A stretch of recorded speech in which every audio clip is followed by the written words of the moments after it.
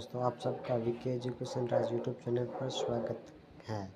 तो आज हम देखेंगे कि डीएलएड जो द्वितीय वर्ष की क्रियात्मक अनुसंधान वाली डायरी है जो किस प्रकार बनानी है। तो चलिए देखते हैं क्रियात्मक अनुसंधान वाली डायरी किस प्रकार से बनानी है। तो आपको सर्वप्रथम यहाँ पे जो भी छात्राध्यापक है अपना नाम लिखेगा, उसके बाद PhD सिलेक्ट करेगा, उसके बाद वर्ष लिखेगा, उसके बाद 70 है 70 के बारे में लिखेगा। उसके बाद जो शिक्षक है जिसके निर्देशन में कार्य पूर्ण किया पूर्वाध्यक्ष उसके नाम लिखेगा और नीचे हस्ताक्षर करवाएगा। उसके बाद है जो ये शीर्षक उपशीर्षक पॉइंट टू पॉइंट लिख लेना है। उसके बाद चलिए चलते हैं अपन आगे। तो सर्वप्रथम आता है क्रियात्मक अनुसंधान का परिचय, तो इसके बारे में परिचय देना है। तो उसके बाद आती है परिभाषाएँ, तो परिभाषाएँ के बारे में बात करें तो क्वार्टर बी गुड ने क्या दी उसके बारे में बताना है। उसके बाद आती है रिसर्च इन एजुकेशन की परिभाषा, उसके बाद स्टीफन एम कोर की परिभाषा। उसके बाद आते हैं कि इसके क्या क्या उद्देश्य है।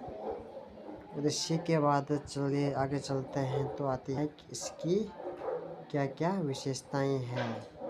विशेषताओं के बाद अपन आगे चलते हैं तो देखेंगे कि इसके क्षेत्र के बारे में देखेंगे, क्या क्या क्षेत्र है, बाल व्यवहार की समस्या है, शिक्षण की समस्या है इत्यादि है इत्यादि, ये आप देख के कर लेना। उसके बाद आता है क्रियात्मक अनुसंधान। विश्वविद्यालय का नाम लिखना है आपको, क्लास लिखनी है, विषय लिखना है, किस विषय की समस्या का सॉल्यूशन कर रहे हो, और विद्यार्थियों की संख्या लिखनी है, समस्या लिखनी है कि कक्षा 6 के विद्यार्थियों द्वारा अंग्रेजी भाषा नहीं पढ़ा जाना, आप अदर सब्जेक्ट का भी ले सकते हो। अनुसंधानकर्ता का नाम लिखना है, आप छात्राध्यापक है तो अपना जो अनुसंधानकर्ता आप हुए ना तो अपना नाम लिखना है। उसके बाद आपकी शैक्षणिक योग्यता क्या है उसके बारे में आपको लिखना है। शिक्षण अनुभव के बारे में बताना है। कक्षा में कुल छात्रों की संख्या बतानी है, छात्राओं की संख्या बतानी है, कितने छात्र हैं कितने छात्राएं हैं। उसके बाद आपको लिखनी है प्रस्तावना, समस्या का चयन करना है। उसके बाद आपको शोध के उद्देश्य लिखना है। उसके बाद शोध के उद्देश्य लिख लिए। उसके बाद है समस्या का क्षेत्र है, समस्या का विशिष्ट क्षेत्र आ गया, और कारणों का विश्लेषण है जो आ गया। तो ये आपको देख के लिख लेना है, कारणों का विश्लेषण बता दिया आपको। उसके बाद आता है क्रियात्मक परिकल्पनाएं, तो परिकल्पनाओं के बारे में लिख लेना है। उसके बाद योजना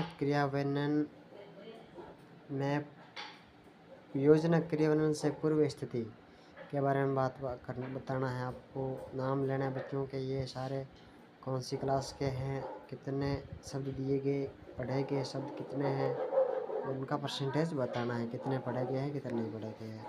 इस प्रकार से आपको ये सब करना है। उसके बाद परिकल्पना प्रशिक्षण हेतु रूपरेखा तैयार करनी है। उसके बाद अपन आगे चलते हैं तो आपको उसका एक बेस लिख के देना है कि क्या है उसके बारे में। जैसे इंग्लिश का लिया था आपने समस्या, तो उसके बारे में अपने ये सारे इंग्लिश में हिंदी के साथ लिखे दिए सारे। उसके बाद उसके उपकरण लिख दिए,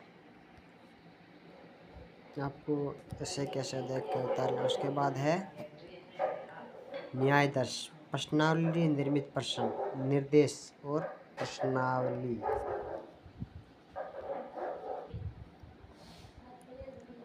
उसके बाद आपको ये चीज़ें लिख लेनी है, प्रश्न पूछने हैं आपको, क्या अंग्रेजी विषय में आपकी रुचि है, कितने बच्चे हाँ ना किस प्रकार से आंसर दें, उनका आप एक श्रृंखला में हाँ ना में बच्चों की संख्या लिख देंगे। उसके बाद सत्यापन के बारे में लिख देंगे, उनका सत्यापन कर लेंगे, अंग्रेजी विषय में रुचि है या नहीं, विद्यार्थी क्या निर्देश देते हैं उसके बारे में आपको लिख लेना है उसके अनुसार। और उसके बाद बात करते हैं अपन सुझाव की, तो उनके बारे में आपको सुझाव देने हैं, ठीक है। उसके क्या सलूशन हो सकता है, बच्चे क्यों नहीं सीख पा रहे अंग्रेजी, क्या समस्याएं आ रही है, उसके बारे में सुझाव देना है।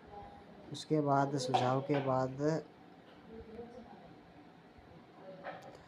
तो इस प्रकार से अपन की क्रियात्मक अनुसंधान वाली डायरी होती है समाप्त। तो आशा करता हूँ कि आई होप आपको बहुत ही अच्छे से समझ में आ गई होगी और आप बहुत ही